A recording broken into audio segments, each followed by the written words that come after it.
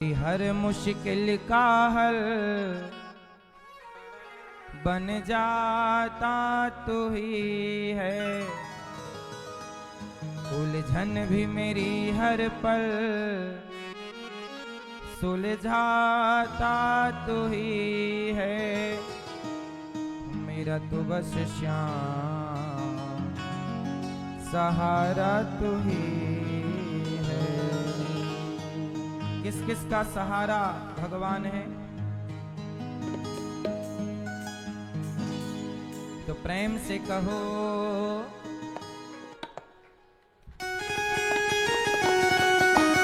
जय हो।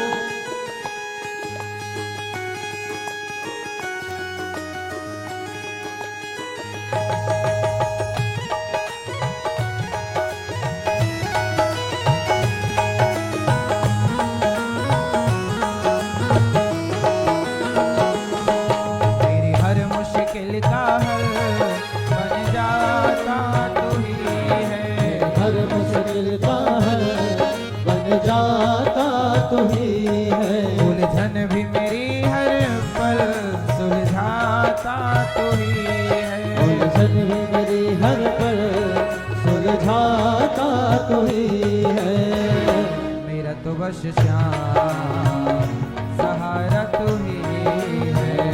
मेरा तो बस श्याम सहारा तू ही है। मेरी हर मुश्किल का हल बन जाता तू ही है। हर मुश्किल का हल बन जाता तू ही है। उलझन भी मेरी हर पल सुलझाता तू ही है। उलझन भी मेरी हर पल सुलझाता तू ही है। मेरा तो बस श्याम सहारा तू ही है। मेरा तो बस श्याम सहारा तू ही है।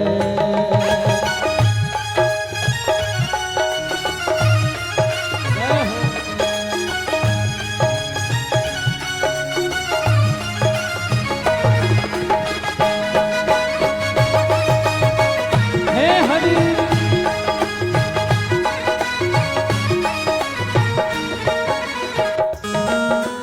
ऐसा साथी मिलना तो है किस्मत की बात। ऐसा साथी मिलना तो है किस्मत की बात। भगवान जैसे कौन है? केवल भगवान। ऐसा साथी मिलना तो है किस्मत की बात। ऐसा साथी मिलना तो है किस्मत की बात। अब काहे का डरना कान्हा जब तू मेरे साथ। अब काहे का डरना कान्हा जब तू मेरे साथ। जब तक मेरे तन में ये सांस रहे मुझे बस तेरा विश्वास रहे। जब तक मेरे तन में ये सांस रहे मुझे बस तेरा विश्वास रहे। विश्वास रहे। मुझे सही गलत का भेद बतलाता तू ही है। मतलब जीवन का मुझे समझाता तू ही है। मेरा तो बस सहारा तू ही है। मेरा तो बस सहारा तू ही है। मेरी हर मुश्किल का हल बन जाता तू ही है। हर मुश्किल का हल बन जाता तू ही है। उलझन भी मेरी हर पल सुलझाता तू ही है। उलझन भी मेरी हर पल सुलझाता तू ही है। मेरा तो बस श्याम सहारा तू ही है। मेरा तो बस सहारा तू ही है।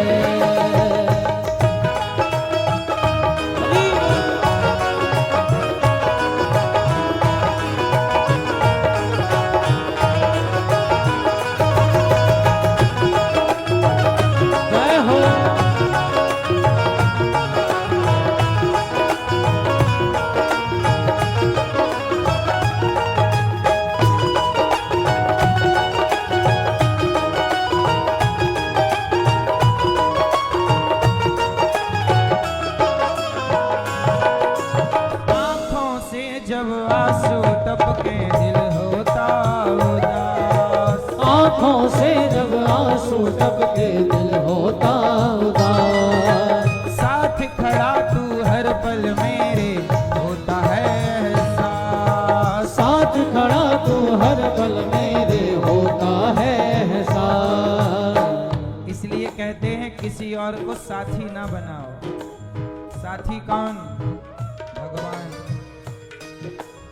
आंखों से जब आंसू टपके दिल होता उदास। आँखों से जब आंसू टपके दिल होता उदास।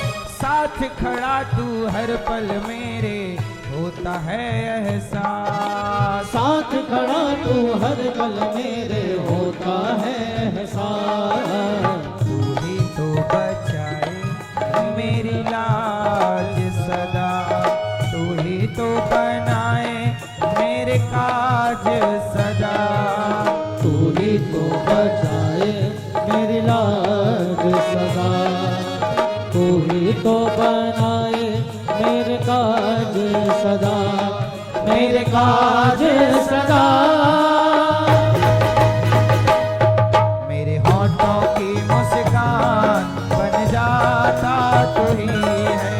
होठों की मुस्कान बन जाता तू ही है।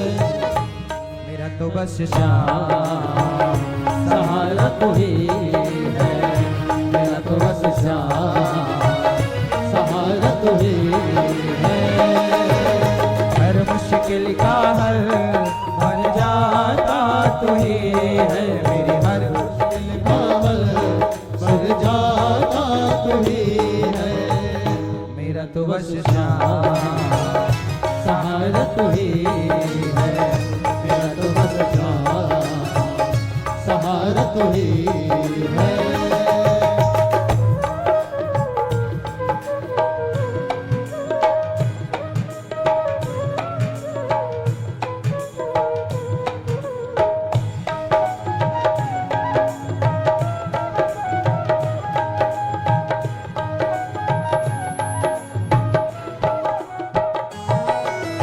आने लगा जब से अनिरुद्ध कान्हा तेरे द्वार। आने लग जब से अनिरुद्ध कान्हा तेरे द्वार।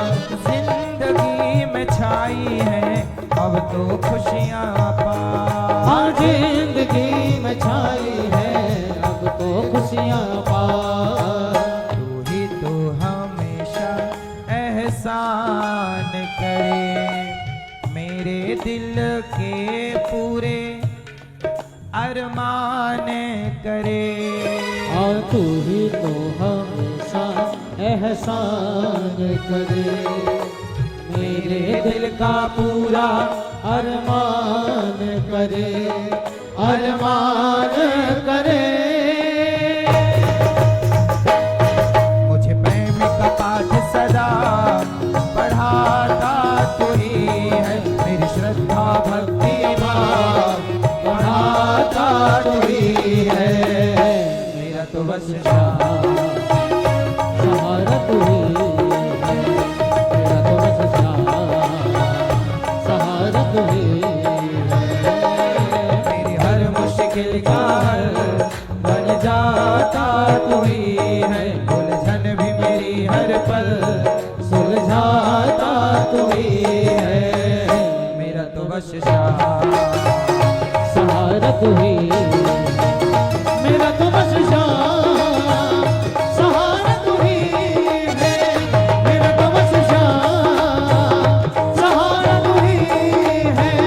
मेरा तो बस सहारा तू ही है। मेरा तो बस सहारा तू ही है। मेरा तो बस सहारा तू ही है।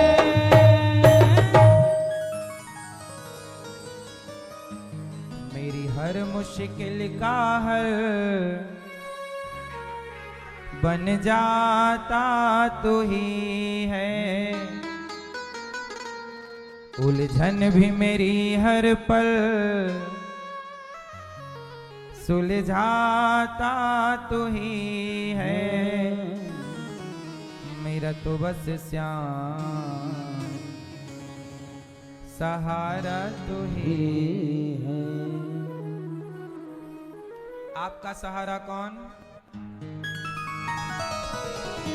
संसार में बहुत सहारे हैं, पर भगवान का सहारा ही सबसे उत्तम सहारा है। द्रौपदी ने सबको अपना सहारा समझा, मेरा अर्जुन सहारा, मेरा भीम सहारा, लेकिन क्या ये सहारा काम आया?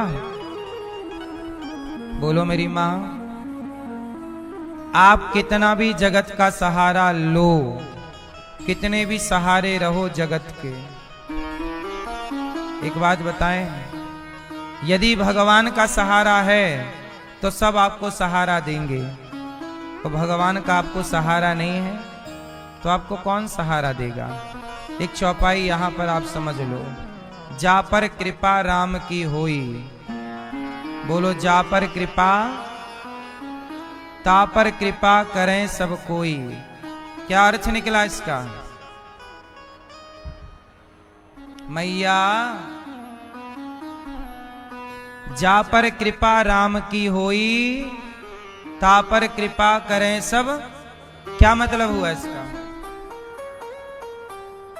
क्या मतलब हुआ भैया आप बताओ? जा पर कृपा राम की होई, ता पर कृपा करें सब कोई, इसका अर्थ क्या है? हाँ, इसका मतलब है कि जगत आपकी तरफ तब देखेगा जब आपकी दृष्टि भगवान की ओर होगी, और भगवान की ओर से आप नजरें हटा लोगे। आप लोग गलती क्या करते हैं? संसार के पीछे भागते हैं। संसार के पीछे भागोगे तो आपको एक उदाहरण देके मैं समझाता हूं, सुनो और शांत रहो। मैया सुनो, मेरी मां सुनो। अच्छा ये बताओ, सुबह सुबह सुबह सुबह आप पूरब दिशा की तरफ दौड़ेंगे तो आपकी परछाई कहां होगी? आपके आगे या आपके पीछे? ओ मोबाइल वाले भैया, आज ही आए हो तो सुन लो।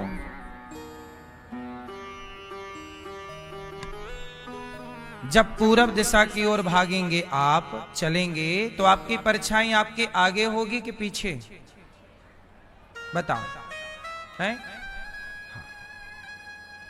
और पश्चिम दिशा की ओर भागेंगे आप सुबह सुबह, तो आपकी परछाई आगे होगी कि पीछे? आपके आपके आगे। क्यों? कहां होगी परछाई? जब पश्चिम की ओर भागोगे तो आपकी परछाई आपके आगे होगी। तो अब जरा ध्यान से सुनना, सूर्य भगवान को पीठ दिखाकर, जब आप सूर्य भगवान की ओर पीठ करके खड़े हो जाएंगे तो आपकी परछाई आपसे आगे खड़ी हो जाएगी, और जब आप सूर्य भगवान की ओर मुंह दिखा के खड़े हो जाएंगे तो आपकी परछाई आपके। क्या मैसेज मिला इससे? मैसेज ये मिला कि जब भगवान को आप पीठ दिखाते हैं तो आपके आगे संसार का सुख होता है, और जितना आप सुख की ओर भागोगे, परछाई की ओर जितना भागोगे, वो परछाई आपसे उतनी दूर चलती जाएगी। संसार भगवान की ओर पीठ करके संसार की तरफ भागोगे तो संसार का सुख आपसे और दूर भागेगा। तो ऐसा करो कि भगवान की ओर जब मुंह करोगे तो वही परछाई आपके पीछे लग जाएगी। जब भगवान की ओर जीव भागता है तो संसार का हर सुख उसके पीछे लग जाता है, उसे सुख के पीछे लगने की जरूरत।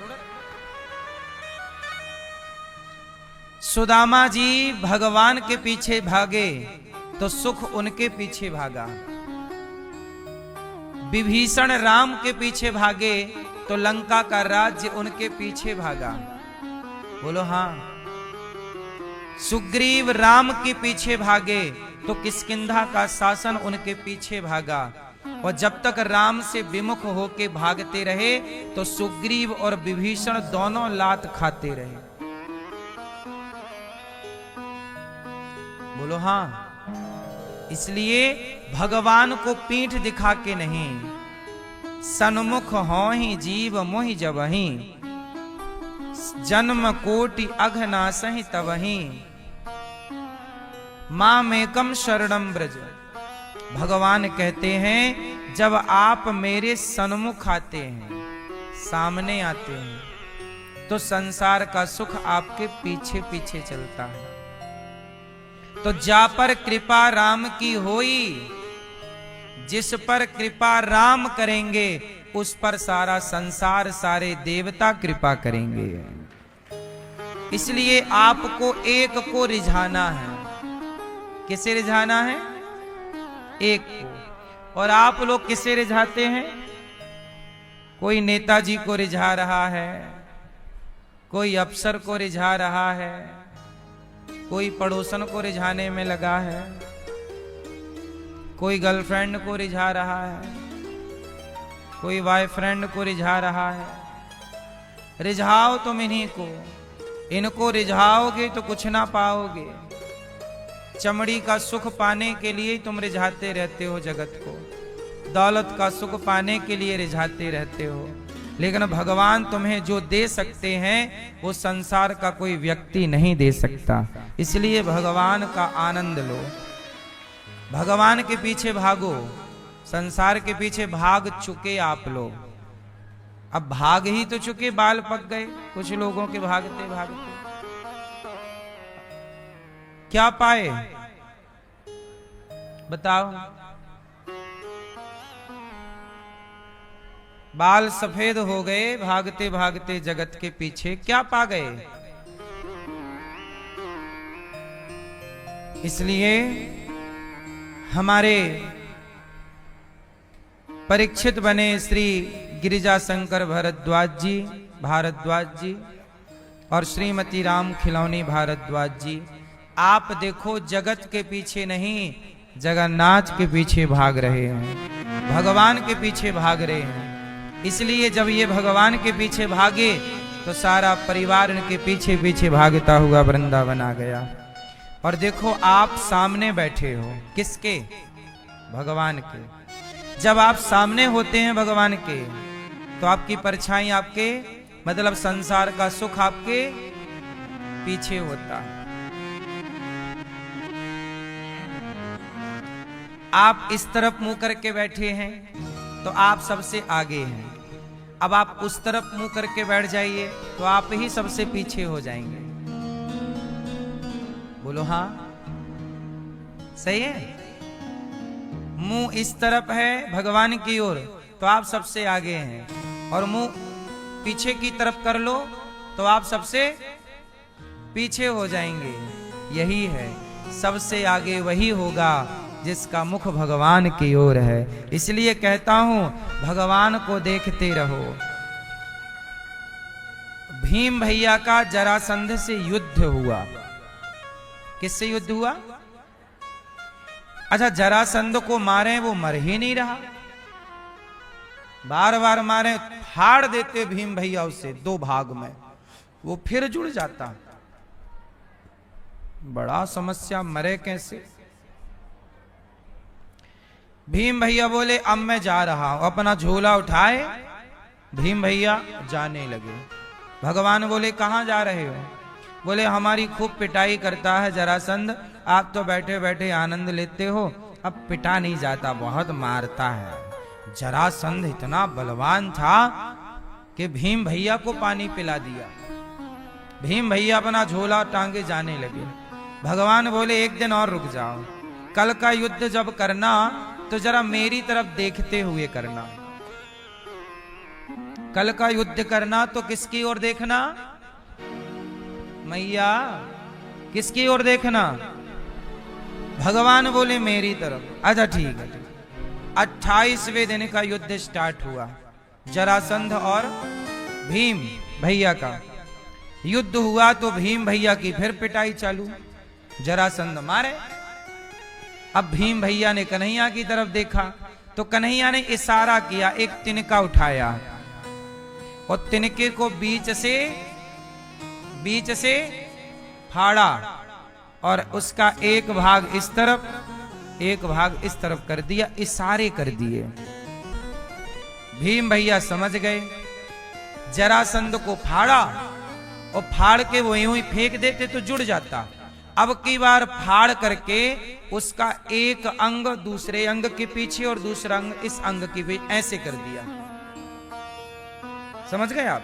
पहले फाड़ के डबल करके यूं ही पटक देते थे, अब ये वाला हिस्सा यहां और ये वाला हिस्सा यूं कर दिया। इस टेक्निक से भीम भैया ने मारा और जरासंध मर गया। 27 दिन तक जो काम नहीं हुआ वो आज जरा सी देर में हो गया। क्यों? क्योंकि युद्ध करते समय भीम भैया भगवान को नहीं देखते थे, तो लड़ते रहो फिर अपनी ताकत से। और जब आप कार्य करते हुए नजरें भगवान की ओर रखते हैं, काम करते रहो, नाम जपते रहो, काम करिए संसार का, पैसे कमाइए, जिम्मेदारी पूरी करिए, पर अपनी दृष्टि को भगवान की ओर रखिए, प्रभु को देखते रहिए, नाम जपते रहिए, कानों से कथा सुनते रहिए, फिर देखो आपकी जीत कैसे नहीं होती। तो आप सबसे आगे रहना चाहते हैं तो किसकी ओर देखना है? काम भी देखो, बिजनेस भी देखो, व्यापार भी देखो, परिवार भी देखो, सब देखो, पर सबसे ज्यादा भगवान को देखो। बोलो हाँ। आप संसार को देखने में इतने खो जाते हैं कि भगवान को देखते ही नहीं। आप लोग भगवान के मंदिर जाते तो हैं, पर अपनी डिमांड लेकर के, अपनी कामनाएं लेकर के, अपनी इच्छाएं लेकर के। बोलो हाँ। आप बिना स्वार्थ के मंदिर भी तो नहीं जाते। क्यों? ये बात सही है गलत है? आप एक कदम भी यदि रखेंगे, मंदिर जाएंगे, इतनी बात करेंगे भगवान से, ये दे दो, वो दे दो, हे भगवान। मंदिर जाएंगे, मांगने के लिए ही क्यों जाना है? कभी बिहारी जी से मिलने जाया करो, दर्शन करने जाया करो। प्रभु बहुत दिन हो गए, आपका दर्शन करने आए हैं, पर आपसे कुछ मांगने नहीं आए। ये दास अनिरुद्ध भी बिहारी जी जाता है, राधा रमण जी, गौरी गोपाल भगवान, मैं रोज भगवान के चरणों में सुबह शाम उनके ही चरणों में रहता हूं दिन भर। कुछ मांगता थोड़ी हूं, बस दर्शन करता हूं, सेवा करता हूं, चाह कुछ नहीं रखता। क्यों? क्योंकि भरोसा मुझे पूरा है कि मैं क्या चाहूं, बिना मांगे ही भगवान ने बहुत कुछ दिया है। आप भरोसा तो करिए, सुदामा जी ने मांगा नहीं था, बिना मांगे ही सुदामा जी को भगवान ने इतना दे दिया कि वो मांगते तो इतना मांग भी ना पाते जितना बिना मांगे दिया। सही है कि गलत है? क्यों भैया? सांची के लवरी हैं? इसलिए भगवान को एक ऐसे भक्त की जरूरत है। आप भी भगवान से पूछो, प्रभु कैसे हैं, कब से खड़े हैं? दर्शन करो, केवल दर्शन करो। उस दर्शन के, उस मिलन में कोई स्वार्थ की गंध ना हो। मांगे से मरना भला, मत मांगो कोई भीख, बिन मांगे मोती मिले, यह सतगुरु की सीख। भगवान से भी क्या मांगो, और कोई मांगे भगवान से तो गलत नहीं है। एक बात बताओ, इसे उदाहरण से समझते हैं। एक बाप के दो बेटे हैं। एक बेटा बोला, पिताजी आप सारी दौलत हमें दे दो और आप हरिद्वार चले जाओ। एक बेटा बोला बाप से सारा धन हमारे नाम करो और आप जाओ अपना हरिद्वार। और दूसरा बेटा बोला पिताजी आप मेरे पास आइए, मुझे आपकी सेवा करनी है, मैं आपसे नहीं चाहता कुछ भी दौलत, आप आइए, आपका पुत्र हूं, पिता की सेवा करना मेरा धर्म है, मैं अपने धर्म का पालन करना चाहता हूं, मुझे आपसे दौलत नहीं, आप चाहिए। एक बेटा पिता से चाहता है, एक बेटा पिता को चाहता है। आप बताइए कौन सा उत्तम है? पिता से चाहता है, पिता को चाहता है, कौन अच्छा है? जोर से मैया, कौन अच्छा? पिता से चाहता है, बोलो। पिता से चाहने वाला महान नहीं होगा, पिता से चाहने वाला स्वार्थी है और पिता को चाहने वाला धर्मात्मा है। ऐसे ही भक्त दो तरह के होते हैं, एक भगवान से चाहते हैं, एक भगवान को चाहते हैं। एक भगवान से चाहते हैं और एक भगवान को चाहते हैं। आप कौन से वाले हो? भगवान से चाहने वाले या भगवान को चाहने वाले? इसलिए कहता हूं भगवान से चाहने वालों की तो भीड़ मंदिरों में है। भगवान से क्या चाहते हो? भगवान को चाहो। हाँ, चाहा है प्रभु को,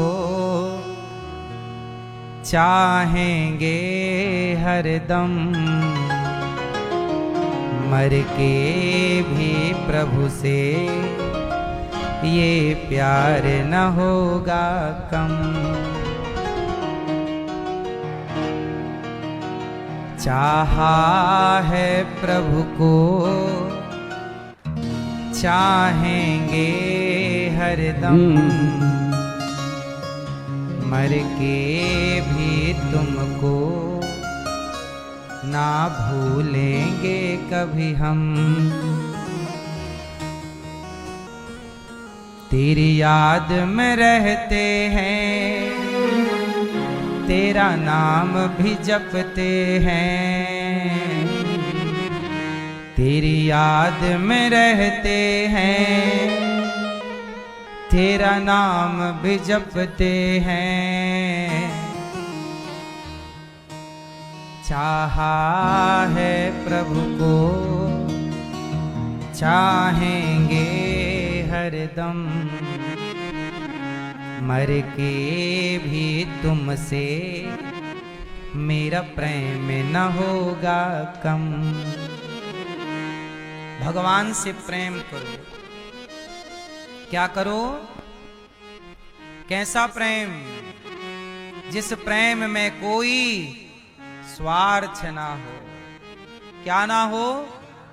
स्वार्थ का प्रेम तो सब करते हैं, हर प्रेम के पीछे एक स्वार्थ है। आप देख लो, आप किसी भी प्रेम को देखिएगा, उस प्रेम के पीछे क्या होगा?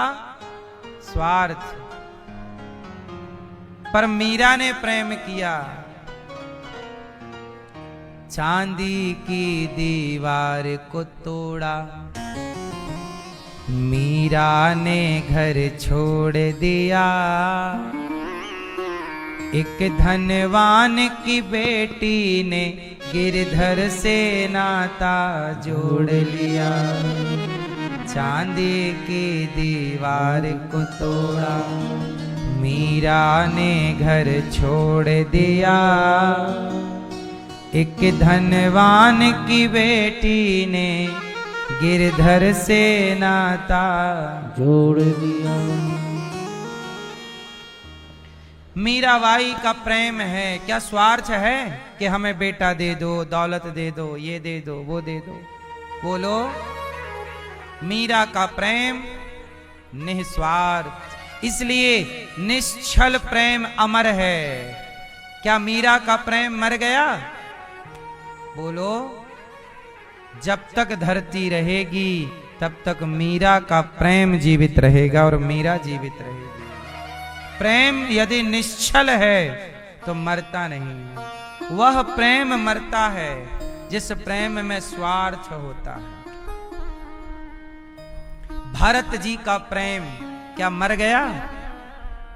राम और भरत का प्रेम, बोलो, मर गया? क्यों नहीं मरा? क्योंकि भरत ने अयोध्या का सिंहासन छोड़ा। चाहते तो राजा बन जाते, मां ने तो बोल रखा था, और सिंहासन खाली भी था, कोई दिक्कत नहीं थी। पर राम से प्रेम था। और कैसा प्रेम? राम जी और भरत जी के प्रेम में कोई स्वार्थ था? मैया, शोर ना करो मेरी मां। क्या राम के और भरत जी के प्रेम में स्वार्थ है? कैसा है? निस्वार्थ। इसलिए वो प्रेम आज भी अमर है। भरत और राम का, हाँ, राम भक्त ले चला रे राम की निशानी। जब आप रामायण देखोगे, पढ़ोगे, जब राम और भरत के मिलाप को पढ़ोगे रामचरितमानस में, तो आप पढ़ोगे तो मैं गारंटी देता हूं कि पढ़ते समय आपकी आंखों में आंसू जरूर आएंगे। और यही राम और भरत का मिलाप आप रामानंद सागर जी की द्वारा जो रामायण बनाई गई है, जो कोरोना काल में लॉकडाउन में देखी गई, वो रामायण में जब भरत मिलाप देखोगे तो आप यदि थोड़ा भी धर्म को जानते हैं, थोड़ा भी यदि राम और भरत को जानते हैं, तो आपकी आंखों में, निष्ठुर भी होंगे आप तो आपकी आंखें गीली जरूर। ये प्रसंग सुनने पर, जब ये प्रसंग चला कि राम भक्त ले चला रे राम की निशानी, शीश पे खड़ाऊं, शीश पे खड़ाऊं और अखियों में पानी, राम भक्त ले चला रे राम की निशानी, राम भक्त ले चला रे राम की निशानी। वो प्रेम कभी ना मरेगा, कभी ना मरेगा। तुम 4 बार देखोगे, 4 बार तुम्हारी आंखों में आंसू आएंगे। प्रेम अमर होता है। इसलिए मैया, भगवान से प्रेम करो। किससे प्रेम करेंगे? संसार के प्रेम में ना फंसो। संसार का प्रेम छलावा है। भगवान का प्रेम यथार्थ है। क्या है? वास्तविक सत्य। इसलिए भगवान देखो भक्तों से कितना प्रेम करते हैं। इंद्र ने पानी बरसाया, ब्रजवासी शरण में आए, प्रभु हम तो मर जाएंगे। पानी बरस रहा है, तेज पानी है, घर डूब जाएंगे, हवा तूफान भी है। भगवान बोले चिंता ना करो, आओ। भक्तों पर संकट था तो भगवान ने भक्तों के संकट को मिटाने के लिए पहाड़ को उठा लेते हैं एक उंगली से, कि मुझे पहाड़ भी उठाना पड़ेगा तो मैं पहाड़ भी उठाऊंगा, पर भक्तों को दुखी नहीं रहने दूंगा। भगवान अपने भक्तों से बहुत प्यार करते हैं। मैया, भगवान अपने भक्तों से कितना प्रेम करते हैं। बारिश का मौसम था, एक संत जी जा रहे थे, साधु थे, बड़े संत थे, फक्कड़ थे, भगवान का नाम जपते थे, भगवान से बहुत प्यार था, बहुत प्रेम था। जा रहे थे, बारिश का मौसम था, बारिश हो रही थी, वो बच्चों की तरह गड्ढे में उछल जाते, फिर इस गड्ढे से उस गड्ढे में छप छप छप छप छप। साधु मस्त नहा रहे थे पानी में और नाम, वाह प्रभु तेरी कृपा बरस रही है। वहां से एक प्रेमी और प्रेमिका निकले।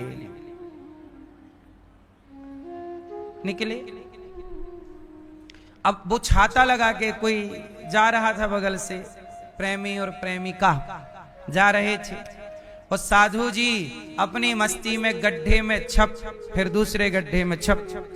तो एक गड्ढे में जब वो कूदे तो गड्ढे का गंदा पानी जाके वो लड़की प्रेमिका के कपड़ों में गिरा, तो उसके कपड़े हो गए गंदे। तो उसके प्रेमी ने आकर के बाबा जी को, साधु जी को गाल में एक जोर का तमाचा जमाया। देख के नहीं चलता, मेरी पत्नी, मेरी प्रेमिका की तूने कपड़े खराब कर दिए, एक चटाक गाल पे जमाया। साधु जी ने पलट के देखा भी नहीं, कोई बात नहीं, प्रभु तेरी मर्जी। संत व्यक्ति उसके गाल में थप्पड़ पड़ जाए तो वो किसी को दोष नहीं देता, उसे ये लगता है भगवान हमारे संग खेल रहे हैं। जैसे माँ बच्चे के संग खेलती है और जरा माँ का मूड बिगड़ जाए तो एक तमाचा जमा देती है। बच्चे को पता ही नहीं चलता कि हमने किस बात के लिए थप्पड़ खाया। क्यों? मर्जी माँ की, कब माँ का मूड बदल जाए। क्यों? बात सही है गलत है? कब एक तमाचा मार दे चटाक। संत तो संत बोले भगवान का मूड है, पड़वा दिए, कोई बात नहीं। भक्त में और आप लोगों में यही अंतर है कि आपको जरा सा कष्ट मिल जाए तो आप परेशान हो जाते हैं, लेकिन भक्त ये सोचता है कि ईश्वर की मर्जी के बिना थोड़ी कुछ हो रहा है। आप हमें गाली भी दोगे तो वह मर्जी ईश्वर की है, इसलिए हम लोग गाली कभी रिप्लाई नहीं करते, क्योंकि जानते हैं कि यदि प्रभु ने सम्मान दिया है, तो जब सम्मान दिया है ईश्वर ने और हम सम्मान पाकर खुश हैं, तो जब अपमान मिलेगा तो अपमान पाकर दुखी क्यों हो। हर परिस्थिति में सम रहना है, क्योंकि सम्मान हमारा होगा तो अपमान भी हमारा ही होगा।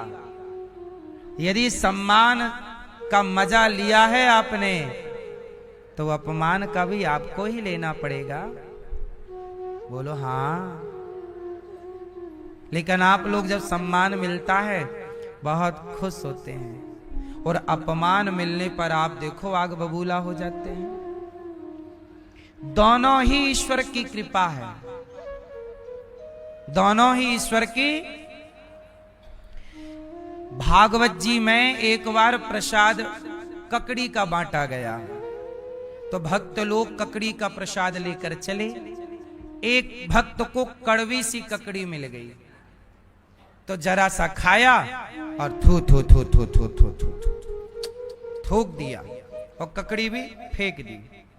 पीछे से दूसरा भक्त, वो भी कथा से उठा था, वो गया, उस ककड़ी को उठाया, धुला और खाने लगा। तो जिसने फेंका उसने बोला भाई साहब ये कड़वी है, क्यों खा रहे हो? तब उसने कहा कि भैया रोज भागवत जी के प्रसाद में हमें कभी हलवा मिलता था, बूंदी मिलती थी, मक्खन और मिश्री मिलती थी, तब तो आपने नहीं फेंका कि बहुत मीठा है, थू थू थू थू थू। जब मीठा प्रसाद गप कर गए तो एक दिन कड़वा मिला तो थू थू कर रहे हो। अरे मीठा भी उसका ही प्रसाद था और ये कड़वा भी उसका ही प्रसाद है।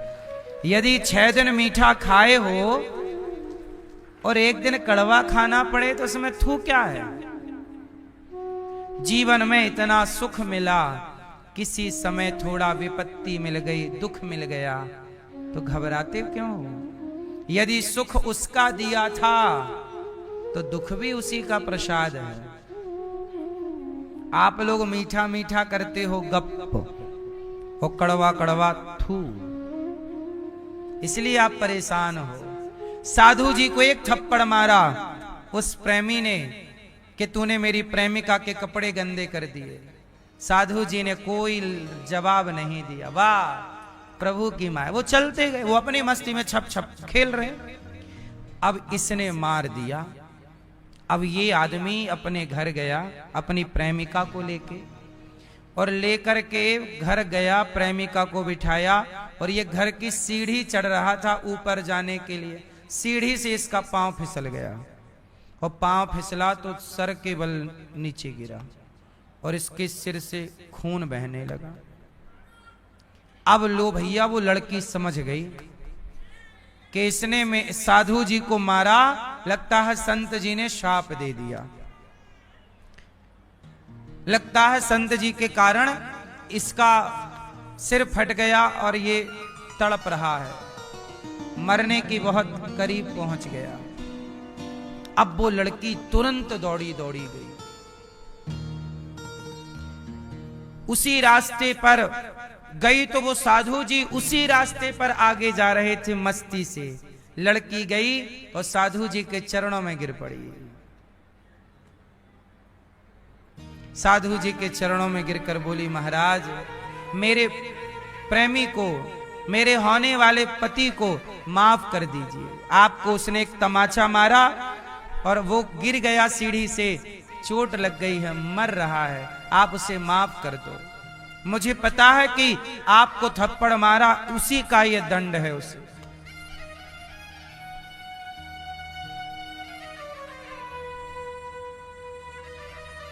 तब साधु जी ने जो कहा वो आप सुनेंगे उस लड़की से। साधु जी ने कहा कि देख बहन, इसमें तेरा और मेरा तो कोई दोष ही नहीं है, ये तो दो प्रेमियों का हिसाब है। तेरे कपड़े गंदे किए तो तेरे प्रेमी को बुरा लगा, मुझे थप्पड़ मारा तो मेरे प्रेमी को भी तो बुरा लगा। जब तेरे प्रेमी को बुरा लगा तो मेरे गाल में थप्पड़ मारा, और मेरे प्रेमी को बुरा लगा तो उसने भी उसके सिर पे एक थप्पड़ जड़ दिया। हिसाब। आप मुझे गाली दोगे तो मैं आपको गाली क्यों दूं? आप किसी संत को गाली देंगे तो संत आपको गाली क्यों देगा? संत तो दिन रात भगवान को याद करते हैं, उस गाली का हिसाब वो व्यक्ति नहीं देगा। आप लोग क्या करते हैं, तूने मुझे गाली दी मैं भी दूंगा। आप लोग खुद अपना अपना हिसाब कर लेते हैं, हम लोग अपना हिसाब खुद नहीं करते। जब तुझसे ना सुलझे तेरे उलझे हुए धंधे, तब भगवान के इंसाफ पे छोड़ दे ए बंदे। वही तेरी मुश्किल आसान करेगा, जो तू ना कर सका वो भगवान करेगा। सारे हिसाब किताब आप ही ना निपटा लिया करो। कोई आपको अपमानित करे, गाली दे, जरूरी नहीं है कि आप जवाब दो, छोड़ दो, ईश्वर अपने हिसाब से जवाब देते रहेंगे। हम क्यों उलझे आपसे? उलझना सही है? हम आपसे उलझेंगे तो भगवान सोचेंगे क्यों तुझे मुझ पर भरोसा नहीं था? क्या मैं जवाब नहीं देता जो तू खुद जवाब देने चला? तू मेरा चिंतन कर, तू मेरी शरण में आ, मैं हूं ना। इसलिए साधु संत कभी रिप्लाई नहीं करते। आप भी कुछ बातें सह लिया करो। भगवान के घर देर है, क्या नहीं है? भगवान के न्याय पे भरोसा है कि नहीं? हमें तो ईश्वर के ही न्याय पे भरोसा है। जो करेंगे भगवान अच्छा करेंगे। इसलिए भगवान ने भक्तों के लिए गोवर्धन उठाया, इंद्र का घमंड तोड़ा, गिरिराज जी को रखा, इंद्र चले गए। सारे ब्रजवासियों को भगवान ने बैकुंठ का दर्शन कराया। सारे ब्रजवासियों ने वृंदावन को देखकर, बैकुंठ को देखकर कहा, प्रभु वृंदावन से अच्छा कुछ नहीं है। ये वृंदावन की महिमा बैकुंठ से भी बड़ी है। हाँ, वृंदावन की महिमा प्यारे कोई ना जाने, प्रेम नगरिया मनमोहन की प्रेमी पहचाने। ब्रज गलियों में झूम झूम के, ब्रज गलियों में झूम झूम के मन की तपन बुझाऊं। ब्रज की लता पता में राधे राधे गाऊं, मैं राधे राधे गाऊं, मैं श्यामा श्यामा गाऊं। ये वृंदावन की महिमा बड़ी विकट, बड़ी अद्भुत है।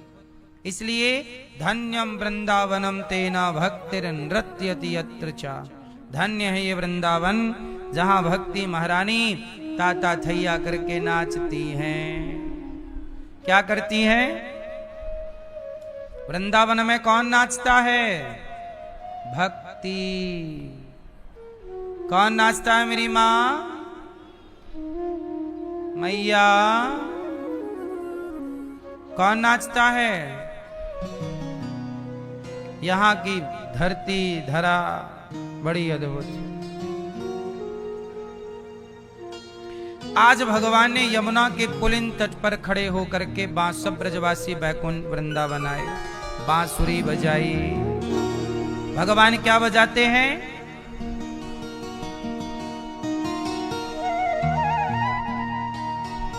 बांसुरी क्यों बजाते हैं भगवान? अच्छा, ये बांसुरी कन्हैया को किसने दी?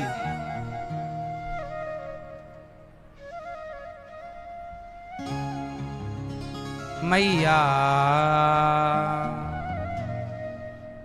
बांसुरी किसने दी भगवान को? मैया किसने दी? पीछे वाली मैया। हाँ, किसने दी? आपने नहीं दी? नहीं महाराज, मैंने नहीं दी। साफ बात। मैया, आप बताओ, भगवान को बांसुरी किसने दी? आपने नहीं दी? आप मैया? नींद हो गई पूरी? मैया भी चुपके से एक नींद ले ली मस्त। हमें भी लगा चलो काहे बोलें, एक बार तो तड़ाक से संभल गई और मैया।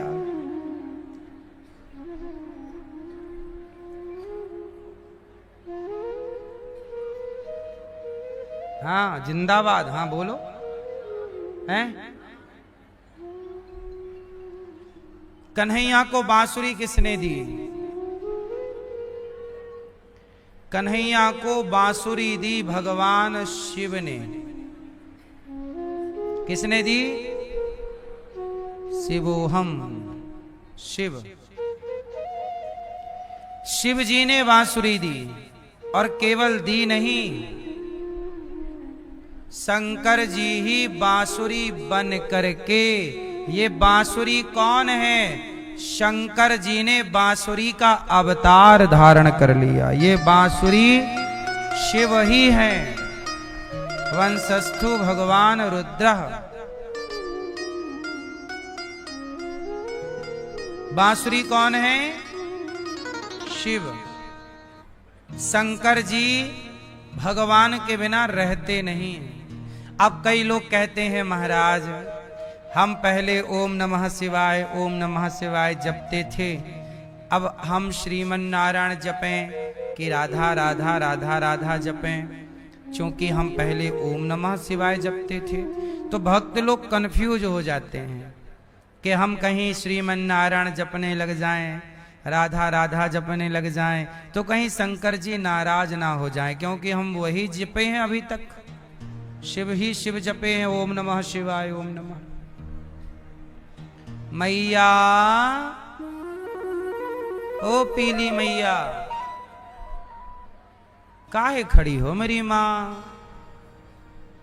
बैठ जाओ। ओ सफेद बहन,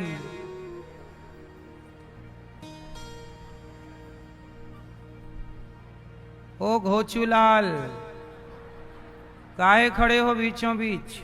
बैठो बेटा।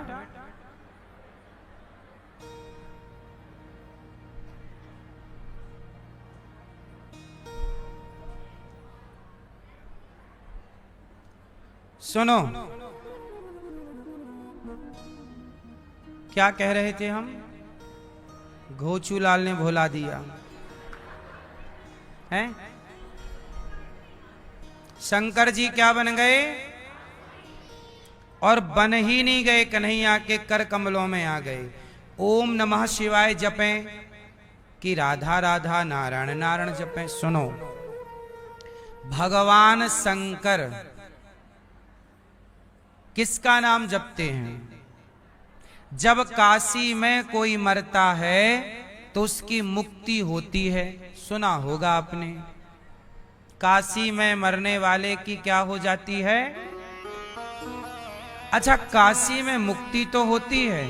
सुना है कि शंकर जी आके कान में मंत्र देते हैं, तो बता सकते हो आप लोग कि शंकर जी काशी में मरने वाले के कान में कौन सा मंत्र देते हैं? कौन सा मंत्र देते हैं? ये बात तुलसीदास जी ने बताई है। तुलसीदास जी कहते हैं कि जासु नाम बल शंकर काशी, देत सबहि सम गति अविनाशी। काशी में जब कोई मरता है तो शंकर जी मरने वाले के कान में जाकर राम मंत्र दे देते हैं। कौन सा मंत्र? तो काशी में मरने वाले के कान में राम बोल दिए तो उसकी क्या हो गई?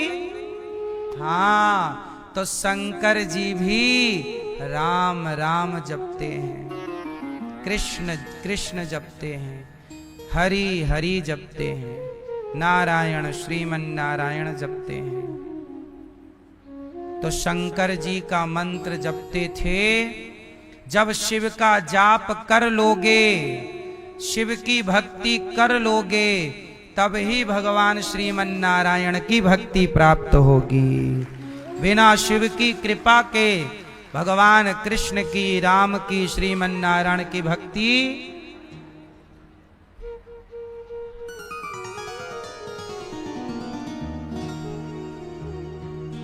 हमने भी अपने बचपन में मंदिर में पूजा की है, तो वहां शिव जी भी हैं, तो हमने खूब शिव जी को सुंदर कांड सुनाया है और हनुमान जी को, और शिव जी की खूब सेवा की है। जब तक मंदिर में हम पूजा करते थे तो हमारे भोलेनाथ चमकते थे, चम चम चम चम। एक सीसी तेल पिलाते थे मस्त, पूरे शरीर में मालिश करते थे तेल से, चमेली का तेल मालिश पूरे शिव जी को। नया साबुन, मैं साबुन से नहाता तो शंकर जी की बोलता मैं भी साबुन से आपको नहलाऊंगा। बच्चे थे तो शिव जी को भी साबुन लगाते, और बाल्टी बाल्टी पानी, कई बाल्टी, नल का पानी मतलब हैंडपंप, मंदिर के पास में हैंड जाते, बाल्टी भरते लाते, शिव जी को साफ करते और फिर बढ़िया तेल लगा के मालिश करते शंकर जी, और फिर मालिश करके खूब पूजा आरती करें। शंकर जी को सजा के रखते थे, जल चढ़ाना, तेल से मालिश करना, पुष्प से श्रृंगार करना, और फिर उन्हें सुंदर कांड सुनाना। वही शिव की कृपा हुई कि भगवान शिव ने दास अनिरुद्ध को वृंदावन धाम भेज दिए। ये भोलेनाथ की कृपा ही तो है।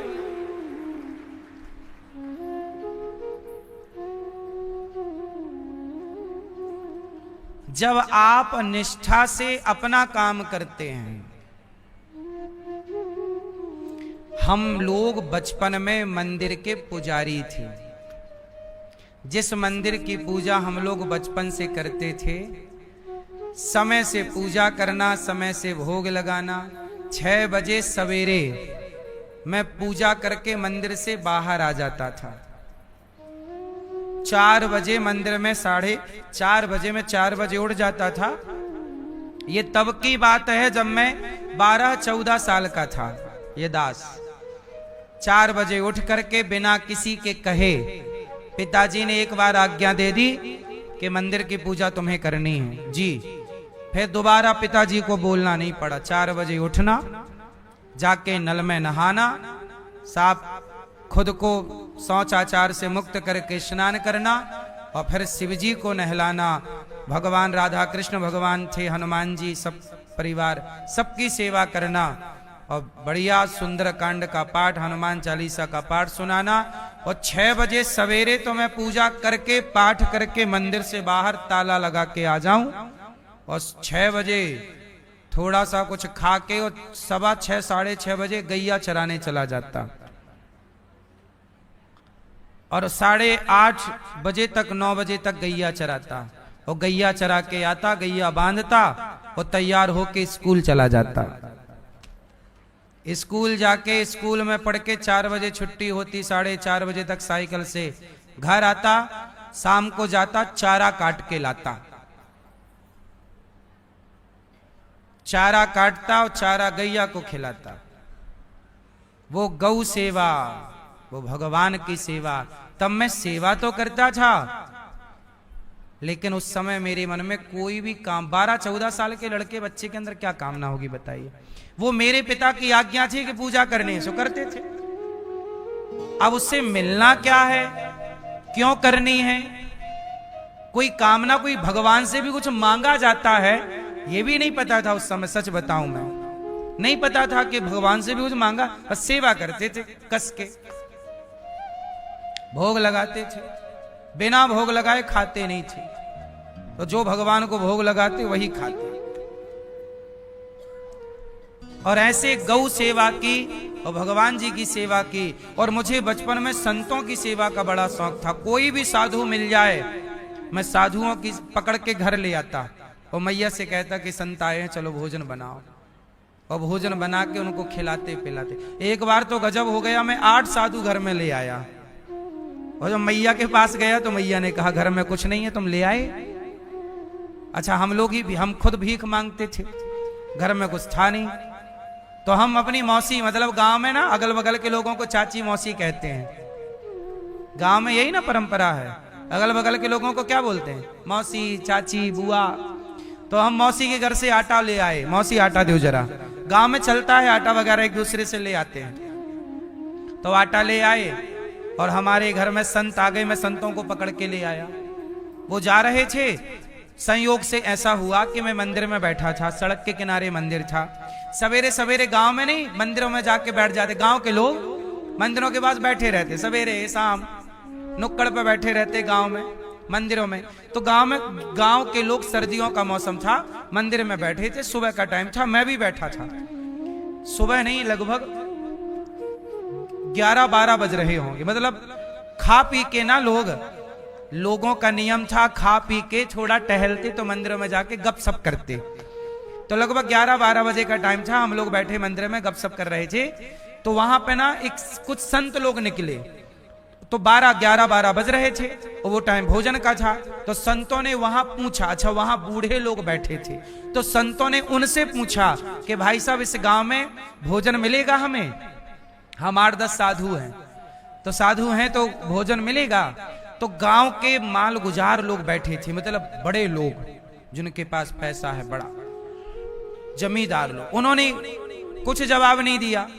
मैं बोल पड़ा, हाँ हाँ साधु जी आओ, हमारे घर चलो, ये पास में ही है। अब कोई कुछ नहीं बोला तो मैं ही बोला। वो संत मांग क्या रहे थे कि भाई भूख लगी, कोई आप कराएगा भोजन? तो मैं बोला चलो। अब 12, अच्छा मैं भी घर से भोजन करके ही वहां आया था। अच्छा गांव में जल्दी भोजन हो जाता है, गांव में सवेरे 10 बजे तो आदमी खा पी लेता है। बोलो हाँ। और शाम का भोजन भी गांव में ब्यारी भी जल्दी हो जाती है। तो मैं भी खा पी के आया था, धूप सेक रहा था। अब संत जी को ले गए, और जब संत जी गए उस समय हमारी मैया बर्तन धुल रही थी। खा पी के मतलब कढ़ाई बढ़ाई पूरी फिनिश, भोजन भी बम। अब मैंने बोला कि 8 संत आए हैं, 8-10 साधु हैं। मैया ने कहा पूछ तो लेते, घर में छोड़िए कुछ खाने का। हमने कहा अच्छा ऐसा करो साधु जी थोड़ा रुक लेंगे, आप तब तक बनाओ। अच्छा मैया भी हमारी बोली ठीक है। मैं आटा मांग के, आटा भी नहीं था, आटा मांग के मौसी के यहाँ से ले आए। घर में गैया थी सो दूध था, तो दूध था तो थोड़ा चावल की खीर बना दी मैया ने। और आटा आया तो घी था तो पूड़ी सेक दी। तो पूड़ी, सब्जी, आलू की साग और खीर, 3 आइटम बना और संतों को हमने परोसा। हम भी लगे जल्दी जल्दी बनवाने, हम काट, कुछ मैया कुछ हम, 2 ही जनी करके और बढ़िया तैयार किया, संतों को पवाया और संतों को भोजन कराया। यथा योग जो हमसे बना, 5 रुपए 10 रुपए जो हमारी उस समय कैपेसिटी क्षमता थी, संतों को कपड़ा वस्त्र उड़ा करके दक्षिणा दी और संतों से प्रार्थना की कि आपके भोजन में जितना हमसे बन पड़ा आपकी सेवा, यही हम लोगों के यहाँ यही है। संतों ने कहा कि बेटा बहुत अच्छा लगा भोजन, भगवान तुम्हें सुखी रखे। जब संतों को मैं भोजन परोस रहा था तो सच बताऊं मेरे अंदर ये भाव तब जाग गया कि मैं बड़ा होऊंगा तो अन्न क्षेत्र चलाऊंगा और ऐसे ही संतों की खूब सेवा करूंगा। संत भोजन करेंगे मैं देखूंगा। मुझे बचपन से संतों की सेवा का मन था और वो संतों की सेवा का फल था कि उन संतों के आशीर्वाद से मेरे मन में तब भाव जागा कि मैं बड़ा होकर संतों की सेवा अन्न क्षेत्र चलाऊंगा। और वही सपना बिहारी जी ने दास का पूरा किया। देखो आज यहाँ हजारों संत भक्त जन भोजन करते हैं। अपने लिए जब आप सोचते हैं ना तो भगवान अपने हिसाब से फिर देते हैं कि तुम्हें कितना चाहिए। लेकिन जब आप समाज के लिए, जगत के लिए सोचते हैं तो भगवान आपको बड़ा बनाते हैं। इसलिए अपने लिए कुत्ता बिल्ली भी सोचते हैं, सभी में बांट कर खाए उसे इंसान कहते हैं। पराया दर्द अपनाए उसे इंसान कहते हैं। हमें पता चल जाए कि कथा हो रही है कहीं 30 किलोमीटर दूर भी यदि कथा होती थी तो मैं साइकिल से कथा सुनने 30 किलोमीटर दूर जाता था। मुझे संतों की सेवा का और कथा सुनने का, जब मैं भागवत नहीं पढ़ता था, ये तब की, मैं तो 2006 में वृंदावन भागवत पढ़ने आया। उसके पहले तो मैं स्कूली पढ़ाई ही कर रहा था। उस समय कभी सोचा नहीं था कि भागवत पढ़ेंगे, भागवत सुनाएंगे आपको, ये सब सेवा होगी, कभी सोचा नहीं था। उस समय मैं सुनने का शौकीन था, आज भी सुनता हूं। लेकिन मैं आपको बता रहा हूं, जब मैं छोटा था तब मैं साइकिल लेके 30 किलोमीटर दूर भी क्या करने जाता था? भागवत सुनने। कोई संत आते थे तो उनका प्रवचन सुनने जाता था। और दिन भर सत्संग। उस जमाने में मोबाइल का जमाना नहीं था कि यूट्यूब का जमाना नहीं था। उस जमाने में तो सुनना ही पड़ता था सामने बैठ के, क्यों कोई रिकॉर्डिंग नहीं होती थी उस जमाने में। कोई सीडी कैसेट का जमाना तो था, पर हमारे पास इतनी क्षमता नहीं थी कि सीडियां खरीद सके। तो बचपन से सत्संग सुनने का, इसलिए 2 काम भगवान ने दिए। नित्य सत्संग होता है गौरी गोपाल में, नित्य सेवा होती है। सेवा कथा रसम हो नित्य राम पेवत्वम। भगवान ने 2 मुझे काम दे रखे हैं और ये दोनों मेरे बचपन के फेवरेट, कथा सुनना और सेवा करना। इसलिए दास कथा सुन भी रहा है, आपको सुना भी रहा है। वही काम भगवान ने दिए। आप निश्चल होकर के जब भगवान की आराधना में लगते हैं तो आपकी कामनाओं से ज्यादा भगवान आपको देते हैं। भरोसा तो रखिए। क्या रखना है आपको? पूरा भरोसा। आज भगवान ने बांसुरी बजाई और शिव की कृपा से सब कुछ संभव है। ये दास आपको यही निवेदन कर रहा था कि शिव को और नारायण को अलग अलग मत समझो, हरि हरि और ना भेदा। आज बांसुरी बजा के भगवान ने गोपियों को बुलाया। भगवान पिता रात्रि शरदोत्फुल्ल मल्लिका वीक्षरन्तुं मनश्चक्रे योग मायामुपाश्रिता। इसलिए कहता हूं कि आप भी सेवा किया करो, बच्चों को सेवा करना सिखाओ। सेवा करने वाला इस धरती पे कभी दुखी नहीं रह सकता, याद रखिएगा। सेवा करने वाला इस धरती पे कभी परेशान, दुखी, कोई उसका कुछ बिगाड़ नहीं सकता। सेवा करने वाले के रक्षक भगवान हैं। इसलिए आप भी अपने बच्चों के हाथ से गौरी गोपाल आश्रम में जो संतों की सेवा होती है, यहाँ भी हजारों संत भोजन करते हैं, हजारों संत भोजन प्रसाद पाते हैं। एक दिन के भोजन की सेवा आप कर सकते हैं, कल का भोजन आप बटा सकते हैं संतों को, कल का अन्य क्षेत्र आप बंटवा सकते हैं कि कल साधु संतों को भोजन आपकी ओर से। आप भी सेवा करिए, बच्चों से कराइए। भगवान जीवन में हर संकट को टालते हैं सेवा से। देखिए कितने संत यहाँ नित्य प्रसाद पा रहे हैं, हजारों संत पर डे भोजन कर रहे हैं। इससे बड़ी सेवा क्या होगी? बच्चों को जोड़िए इन सेवाओं से।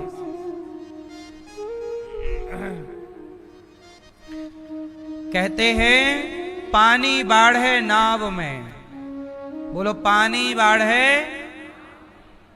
यदि नाव में पानी भर जाए तो क्या करोगे? बोलो मैया, नाव में पानी भर जाए तो क्या करोगी? हैं? अरे काहे डूबेगी? नाव में पानी भरे तो क्या करना चाहिए? क्या करना चाहिए? पानी को उलीछना चाहिए। पानी बाढ़े नाव में, घर में बाढ़े दाम। नाव में पानी भर जाए और घर में पैसा आ जाए तो दोनों हाथ से उलीछना, वरना पानी नाव को डुबा देगा और पैसा जिंदगी को डुबा देगा। इसलिए नाव को बचाना है तो पानी को उलीछो, मतलब खाली करो। और जिंदगी को बचाना है और पैसा है तो पैसे से पुण्य करो, वरना वही पैसा आपसे पाप करा के डुबा देगा। पैसा सही जगह खर्च नहीं होगा तो पैसा अपने रास्ते ढूंढ लेता है। ये बात सही है कि गलत है? पैसा कभी तिजोरियों में बंद नहीं रहता, वो अपने निकलने का रास्ता, कितना भी पैसा आए पर आप उसे तिजोरी में लंबे समय के लिए बंद नहीं कर सकते। इसलिए कहता हूं कि पैसा आए तो सही जगह खर्च हो। सही जगह क्या? किसी की सेवा, किसी को रोटी, किसी के। अब यहां 25 अप्रैल को गरीब परिवार की बेटियों का लगभग 21 बेटियों का यहां विवाह है। पैसा आए सही जगह लगाओ।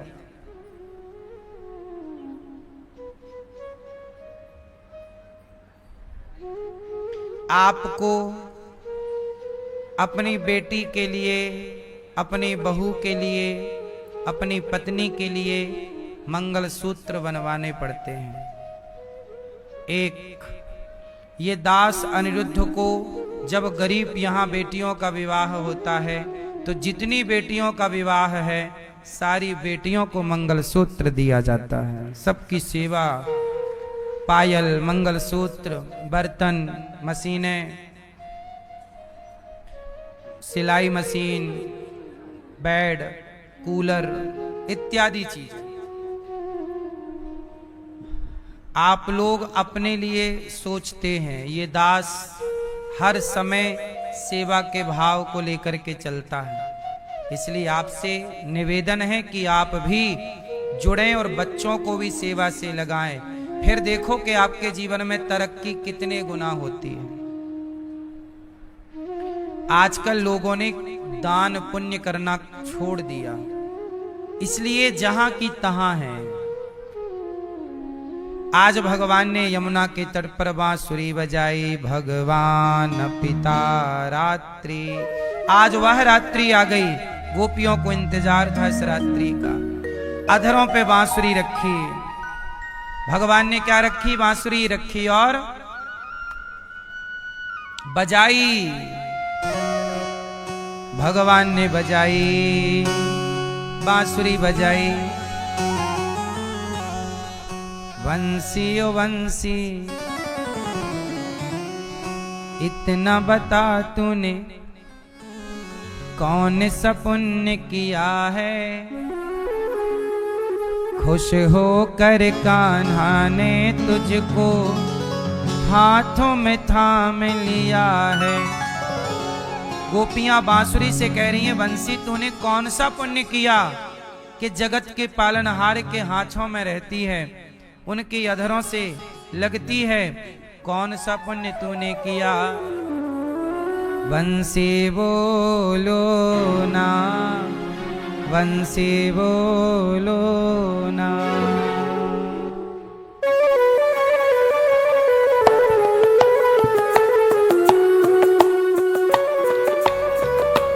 जय हो।